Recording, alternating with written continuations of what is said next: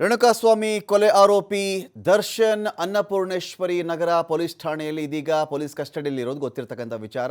ಮತ್ತು A2 ದರ್ಶನ್ ಇದರಲ್ಲಿ A1 ಯಾರು ಅಂತ ಹೇಳಿದ್ರೆ ಅದು ಪವಿತ್ರ ಗೌಡ. ಪವಿತ್ರ ಗೌಡ ಎಲ್ಲಿ ಅಂತ ಹೇಳಿದ್ರೆ Parappana Agrahara. Pavithra Gowda care of Parappana Agrahara, Darshan care of Annapoorneshwari police ಠಾಣೆ. ಇದರ ಮಧ್ಯೆ ಈಗ ಕೊಲೆ ಆರೋಪ ಹೊತ್ಕೊಂಡಿರೋದು ಒಂದು ಕಡೆ ಆದರೆ ಸಾಕ್ಷ್ಯನಾಶದ ಆರೋಪ ಕೂಡ ದರ್ಶನ್ ಮೇಲೆ ಕೇಳಿ ಬಂದಿದೆ. ಇದು ಸಾಲದು ಅಂತ ದರ್ಶನ್ ಮನೆಯಲ್ಲಿ ಸಿಕ್ಕಿರತಕ್ಕಂತಹ 40 ಲಕ್ಷ ಹಣ ಇದೆಯಲ್ಲ, 37,40,000 ಒಂದು ಕಡೆ ಸಿಕ್ಕಿರೋದು, ಹೆಂಡತಿ ಕೊಟ್ಟಿದ್ದಂಥ 3 ಲಕ್ಷ ರೂಪಾಯಿ ಒಂದು ಕಡೆ. ಸೊ ಎರಡೂ ಸೇರಿ ಹತ್ತತ್ರ 40 ಲಕ್ಷ ಅಂತ ಅಂದ್ಕೊಳ್ಳೋಣ ನಾವು. 40 ಲಕ್ಷ ಹಣ ದರ್ಶನ್ಗೆ ಇದೀಗ ಅದು ಒಂದು ಕಡೆಯಿಂದ ಉರುಳಾಗಬಹುದು. 40 ಲಕ್ಷ ಕ್ಯಾಶ್ ಸೀಸ್ ಆಗಿರೋದರ ಬಗ್ಗೆ ಐಟಿಗೆ ಪತ್ರ ಬರೀಬೇಕು ಅಂತ ನಿರ್ಧಾರ ಮಾಡ್ತಾ ಇದ್ದಾರಂತೆ.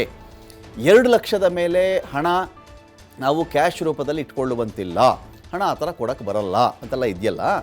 ಸೊ ಹಣನ ನಾವು ಬ್ಯಾಂಕಲ್ಲಿ ಟ್ರಾನ್ಸಾಕ್ಟ್ ಮಾಡಬಹುದಾಗತ್ತೆ. 2 ಲಕ್ಷ ಅಲ್ಲ, ಎಷ್ಟು ಬೇಕಾದರೂ ಅದರೊಂದು ಮಿತಿ ಇಟ್ಕೊಂಡು ನೀವು ಬ್ಯಾಂಕಿಂದ ಹಣವನ್ನು ಟ್ರಾನ್ಸಾಕ್ಟ್ ಮಾಡಬಹುದು.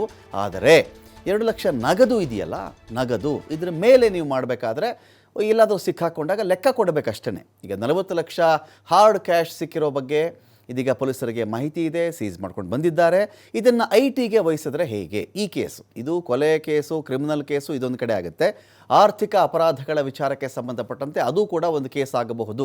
ಒಂದು ವೇಳೆ ದರ್ಶನ್ ಈ ಹಣದ ಮೂಲದ ಬಗ್ಗೆ, ಈ ಹಣಕ್ಕೆ ಟ್ಯಾಕ್ಸ್ ಕಟ್ಟಿದ್ದಾರೋ ಇಲ್ವೋ ಎನ್ನುವುದರ ಬಗ್ಗೆ ಸರಿಯಾದಂಥ ಮಾಹಿತಿ ಕೊಟ್ಟರೆ ಓಕೆ, ಇಲ್ಲದೇ ಇದ್ದರೆ ಕಷ್ಟ ಆಗಬಹುದು. ಸ್ವಾಮಿ ನಾನು ಕ್ಯಾಶಲ್ಲಿ ವ್ಯವಹಾರ ಮಾಡಬೇಕಾಗಿತ್ತು, ಯಾವುದೋ ಸಿನಿಮಾದವ್ರಿಗೆ ನಾನು ಹಣ ಕೊಡಬೇಕಾಗಿತ್ತು, ಆ ಕಾರಣದಿಂದಾಗಿ ಇಂಥ ಚೆಕ್ಕಲ್ಲಿ ಇಂಥ ಒಂದು ದಿನ ನಾನೇನು ಮಾಡಿದೆ, ಆ ಒಂದು ಚೆಕ್ಕನ್ನು ಕೊಟ್ಬಿಟ್ಟು ನಾನು ಕ್ಯಾಶ್ ಮಾಡ್ಕೊಂಡು ತಂದಿದ್ದೀನಿ, ಯಾರೋ DD ಹಾಕಿದರು, ಅದರಲ್ಲೇ ವಿತ್ಡ್ರಾ ಮಾಡ್ಕೊಂಡು ಬಂದೆ, ನನಗೆ ಬೇರೆ ಬೇರೆ ಪರ್ಪಸ್ಗೆ ನನಗೆ ನಗದು ರೂಪದಲ್ಲೇ ಹಣ ಬೇಕಾಗಿತ್ತು, ಅನೇಕರ ಬಳಿಯಲ್ಲಿ ಬ್ಯಾಂಕ್ ಅಕೌಂಟ್ ಇರಲಿಲ್ಲ, ಅವರಿಗೆ ಸಂಬಳ ಕೊಡಬೇಕಾಗಿತ್ತು, ನನ್ನ ಪರಿಚಯಸ್ಥರಿತ್ತು, ಯಾರಿಗೋ ಸಾಲ ಕೊಡಬೇಕಾಗಿತ್ತು, ಅವ್ರಿಗೆ ಇಮಿಡಿಯೇಟ್ ಕ್ಯಾಶ್ನ ರಿಕ್ವೈರ್ಮೆಂಟ್ ಇತ್ತು ಅಂಥೇಳಿ ಲೆಕ್ಕ ಹೇಳಿದ್ರೆ ಓಕೆ. ಅದರ್ವೈಸ್ ದರ್ಶನ್ಗೆ ಕಷ್ಟ ಆಗಬಹುದು. IT ಇಲಾಖೆಗೆ ಕೇಸ್ ರೆಫರ್ ಮಾಡಿ ಅಂಥೇಳಿ ಪೊಲೀಸ್ ಕಮಿಷನರ್ ಹೇಳಿದ್ದಾರಂತೆ. ಐಟಿಗೆ ಪೊಲೀಸ್ ಪತ್ರ ತಲುಪ್ತಾ ಇದ್ದಂತೆ ಇನ್ಕಮ್ ಟ್ಯಾಕ್ಸ್ ಡಿಪಾರ್ಟ್ಮೆಂಟ್ನ ಕಡೆಯಿಂದನೂ ಕೂಡ ತನಿಖೆ ಶುರುವಾಗುತ್ತೆ. ಅದು ಜೋರಾಗಿ ಶುರುವಾಗುತ್ತೆ. ಸಾಕ್ಷ್ಯ ನಾಶಕ್ಕೋಸ್ಕರವಾಗಿಯೇ ಅಂತ ಆರೋಪ ಇದೆ. ಮೋಹನ್ ರಾಜ್ ಎನ್ನುವವರ ಬಳಿಯಿಂದ 40 ಲಕ್ಷ ಹಣವನ್ನು ದರ್ಶನ್ ಪಡ್ಕೊಂಡಿದ್ರು ಅಂತ ಮಾಹಿತಿ. ಇಲ್ಲೇನಾಗ್ತಾ ಇದೆ, 2 ಭಾಗ ಈ ಕೇಸಲ್ಲಿ. ಭಾಗ 1, ಈ ಪ್ರದೂಷ್ ಕಡೆಯಿಂದ ಯಾರನ್ನೋ ಒಂದಷ್ಟು ಅಪ್ರೂವರ್ ಆಗಿಬಿಡಿ, ಇದರಲ್ಲಿ ದರ್ಶನ್ ಹೆಸರು ಬರಬಾರದು, ಈ ಬಾಡಿನ ಬಿಸಾಕ್ಬಿಡಿ. ಜೊತೆಗೆ ಬಾಡಿ ಯಾರ್ದು ಏನಾಯಿತು ಅಂತ ಕೇಳಿದ್ರೆ ನಮ್ಮ ನಡುವೆನೇ ಒಂದು 2.5 ಲಕ್ಷ ಹಣದ ವಿಚಾರಕ್ಕೆ ಸಂಬಂಧಪಟ್ಟಂತೆ ಗಲಾಟೆ ಆಯಿತು, ಹಾಗಾಗಿ ಹೊಡೆದು ಸಾಯಿಸ್ಬಿಟ್ವಿ ಅಂಥೇಳಿ 3 ಜನ ರೆಡಿ ಮಾಡಿದ್ರು ಅಂತ ಕಾಣುತ್ತೆ. ಇದು ಭಾಗ 1. ಅಲ್ಲಿ ಹಣ ಚೆಕ್ ಮಾಡಿಕೊಂಡಾಗ 5 ಲಕ್ಷ ಅಡ್ವಾನ್ಸ್ ಕೂಡ ಕೊಟ್ಟಿದ್ದಂತೆ. ಯಾರು? ಪ್ರದೂಷಿಗೆ ಹಣ ಕೊಟ್ಟಿದ್ದು ಯಾರು? ದರ್ಶನ್ ಆರೋಪ ಇರೋದು. ಈಗೇನಾಗುತ್ತೆ, ಆ ಹಣ ಸೀಸ್ ಆಯಿತು. ಇನ್ನೊಂದು ಕಡೆ ಪೊಲೀಸ್ ಡಿಪಾರ್ಟ್ಮೆಂಟ್ನಲ್ಲಿ ಕೂಡ ಏನೋ ಒಂದಷ್ಟು ಮಾತು ಕೇಳಿ ಬಂದಿತ್ತು, ಇರಲಿ ಇನ್ನೊಂದು ದಿನ ಮಾತಾಡೋಣ ಅದನ್ನು.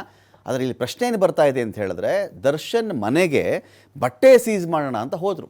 ಆ ದಿನ ದರ್ಶನ್ ಬಂದಿದ್ದು ಎಲ್ಲಿ, ಎಷ್ಟೊತ್ತಿಗೆ ಬಂದಿದ್ದರು, ಯಾವ ಬಟ್ಟೆ ಹಾಕಿದ್ರು, ಯಾವ ಶೂಸ್ ಹಾಕಿದ್ರು, ಯಾವ ಟಿ ಶರ್ಟ್ ಹಾಕಿದ್ರು, ಎಷ್ಟೊತ್ತಿಗೆ ಬಂದರು, ಈ ಥರದ್ದೊಂದು ತನಿಖೆಯ ಒಂದು ಭಾಗ.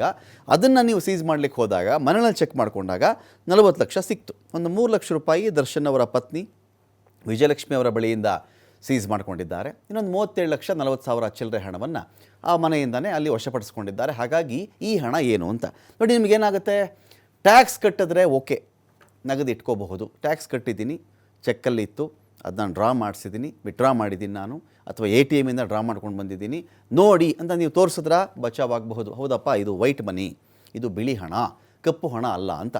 ಅಕಸ್ಮಾತ್ ಅದು ಅಲ್ಲದೆ ಇದ್ದರೆ, ಹಾಗಾದರೆ ನೀನು ಸಿನಿಮಾಗಳ ವ್ಯವಹಾರ ಏನಪ್ಪ ನಿನ್ನ ಕಥೆ, ಏನು ಮಾಡ್ತಾ ಇದ್ದೀಯ ನೀನು, ಸಿನಿಮಾದಲ್ಲಿ ಯಾವ ಥರ ಅಡ್ವಾನ್ಸ್ ಪಡ್ಕೊಳ್ತಾ ಇದ್ದೀಯ ನೀನು, ಈ ಹಣ ನೀನು ಚೆಕ್ಕಲ್ಲಿ ಪಡ್ಕೊಂಡ್ಯಾ, DDಲಿ ಪಡ್ಕೊಂಡ್ಯಾ, ಟ್ರಾನ್ಸ್ಫರ್ ಮಾಡಿದ್ರೆ ಯಾರಾದರೂ ನಿನಗೆ ನೆಫ್ಟ್ ಮೂಲಕ ಏನಾದರೂ ಬಂತಾ, ಈ ಥರದ್ದು ಒಂದಷ್ಟು ಪ್ರಶ್ನೆಗಳು ಕೂಡ ಬರಬಹುದು. ಇಲ್ಲೇನಾಗುತ್ತೆ, ಟ್ಯಾಕ್ಸ್ ಕಟ್ಟದೇ ಇದ್ದರೆ IT ಬಂದು ಕೂತ್ಕೋತಾರೆ.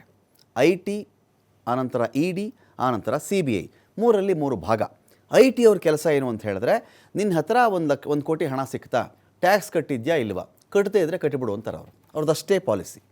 ಹಣ ನೀನು ಟ್ಯಾಕ್ಸ್ ಕಟ್ಟದೇ ಇದ್ದರೆ ಟ್ಯಾಕ್ಸ್ ಕಟ್ಕೊಂಡು ಇದನ್ನು ಇಟ್ಕೋ, 30% ಕಟ್ಬಿಡಪ್ಪ ನೀನು.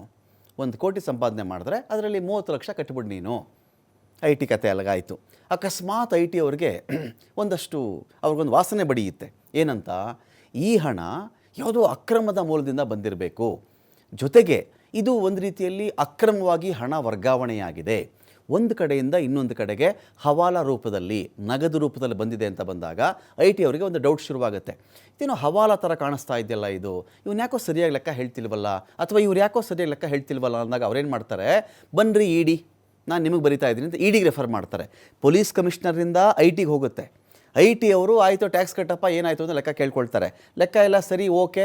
ಆಮೇಲೆ ಹಣ ಎಲ್ಲಿಂದ ಬಂತು ಅಂತ ಗೊತ್ತಾದಾಗ, ಆಗ ಅದು ವರ್ಗಾವಣೆ ಆಗಿರೋ ರೂಟ್ ಇರುತ್ತಲ್ಲ, ಆಗ ರೂಟ್ ಬಗ್ಗೆ ಇವ್ರಿಗೆ ಏನಾದರೂ ಡೌಟ್ ಬಂದರೆ, ಅಕ್ರಮವಾಗಿ ಒಂದು ಕಡೆಯಿಂದ ಇನ್ನೊಂದು ಕಡೆಗೆ ಈ ಹಣ ಬಂದಿದೆ ಅಂತ ಗೊತ್ತಾದರೆ, PMLA ಆ್ಯಕ್ಟ್ನ ಅಡಿ, prevention of money laundering act, ಇದರ ಅಡಿಯಲ್ಲಿ ಏನು ಮಾಡಿಬಿಡ್ತಾರೆ, ಇಡಿಗೆ ಬರೀತಾರೆ. ಅವರು ಬರ್ತಾರೆ, ಎಲ್ಲಿ ಬಂತು ಹೇಳಿ ನಿನಗೆ, ಎಲ್ಲಿಟ್ಟಿದ್ದೆ ಇಷ್ಟು ಹಣ, ನಿನಗೆ ಯಾರು ಕೊಟ್ಟರು, ಯಾವ ಪರ್ಪಸ್ಸಿಗೆ ಕೊಟ್ಟರು. ಆಗ ಕರೆಕ್ಟಾಗಿ ಆರೋಪಿ ದರ್ಶನ್ ಉತ್ತರ ಹೇಳಬೇಕಾಗುತ್ತೆ. ಅದಕ್ಕೆ ಆಯಿತು, ಇಡಿಲೇ ಏನೋ ಉತ್ತರ ಹೇಳಿದ್ರು ಹೇಳಲೇ ಇಲ್ವೋ ಅದೊಂದು ಭಾಗ, ಅವ್ರಿಗೂ ಒಂದು ಡೌಟ್ ಬರುತ್ತೆ, ಇಲ್ಲಿ ಏನೋ ನಡೆದಿದೆ, ಇದನ್ನು ಮೀರಿದ ಯಾವುದೋ ಅಪರಾಧ ಚಟುವಟಿಕೆ ಇಲ್ಲಿ ನಡೆದಿರಬೇಕು ಅಂತ ಬಂದಾಗ ಅವ್ರೇನು ಮಾಡಿಬಿಡ್ತಾರೆ, ಸೀದಾ CBIಗೆ ಬರೆದು ಬಿಡ್ತಾರೆ. ಅವ್ರೇನು ಮಾಡ್ತಾರೆ, ಅಪರಾಧದ ಮೂಲ ಪತ್ತೆ ಹೆಚ್ಚಕ್ಕೆ ಹೋಗ್ತಾರೆ. ಯಾವ ಕಾರಣದಿಂದ ಇವನಿಗೆ ಹಣ ಬಂತು, ಎಲ್ಲಿಂದ ಬಂತು, ಏನಾದರೂ ಅವ್ಯವಹಾರಗಳು ದೊಡ್ಡ ಮಟ್ಟದಲ್ಲಿ ನಡೀತಾ ಇದೆ ಅಲ್ಲಿ ಅಂಥೇಳಿ CBI ಎಂಟ್ರಿ ಆಗ್ತಾರೆ. ಹಾಗಾಗಿ ದರ್ಶನ್ಗೆ ಸುತ್ತಕೊಳ್ತಾ ಇರ್ತಕ್ಕಂಥ ಉರುಳಿದೆಯಲ್ಲ ನೋಡಿ, ಗ್ರಹಚಾರ ಮುರ್ಕೊಂಡು ಬಿದ್ದರೆ ಏನಾಗುತ್ತೆ ಅನ್ನೋದಕ್ಕೆ ಇವತ್ತು ಈ ಆರೋಪಿ ನಂಬರ್ 2 ದರ್ಶನ್ ಪ್ರತ್ಯಕ್ಷ ಸಾಕ್ಷಿ ಹೇಳೋಕ್ಕೆ ಯಕಶ್ಚಿತ್ ಒಂದು ಕಮೆಂಟ್ ಅದು. ಅದನ್ನು ಆ ಥರ ಕನ್ಸಿಡರ್ ಮಾಡಿಬಿಟ್ಟಿದ್ರೆ, ಅಯ್ಯೋ ಬಿಡಪ್ಪ, ಏನೋ ಒಂದು ಬರೀ ಒಂದು ಕಮೆಂಟ್ ತಾನೆ ಅಂತ ನೀವು ಕನ್ಸಿಡರ್ ಮಾಡಿದ್ದಿದ್ದರೆ ಇವತ್ತಿಗೆ ಇದೇನೂ ಅಲ್ಲ. ಅದೇ ದರ್ಶನ್ನೇ, ಅದೇ ಚಾಲೆಂಜಿಂಗ್ ಸ್ಟಾರೇ, ಅದೇ ಅಭಿಮಾನವೇ, ಅದೇ ಡಿ ಬಾಸೇ, ಅದೇ ಜೈಕಾರವೇ, ಅದೇ ಪಾರ್ಟಿನೇ, ಅದೇ ಫಿಲ್ಮ್ ಶೂಟೇ, ಅದೇ ಅಬ್ಬರನೇ, ಎಲ್ಲವೂ ಹೌದು. ಒಂದೇ ಒಂದು ಕಮೆಂಟ್ ವಿಚಾರಕ್ಕೆ ತಲೆ ಕೆಡಿಸ್ಕೊಂಡು ಆ ವ್ಯಕ್ತಿನ ಕರೆಸಿ ಇಲ್ಲೇನೋ ಹಲ್ಲೆ ಮಾಡಿದ್ರು, ಹೊಡೆದ್ರು, ಕೊಂದರು, ಇಂಥ ಆರೋಪ ಎಲ್ಲ ಇದೆಯಲ್ಲ, ಇದು ಸರಣಿಯಾಗಿ ಎಲ್ಲೆಲ್ಲಿಗೆ ಹೋಗ್ತಿದೆ ನೋಡಿ.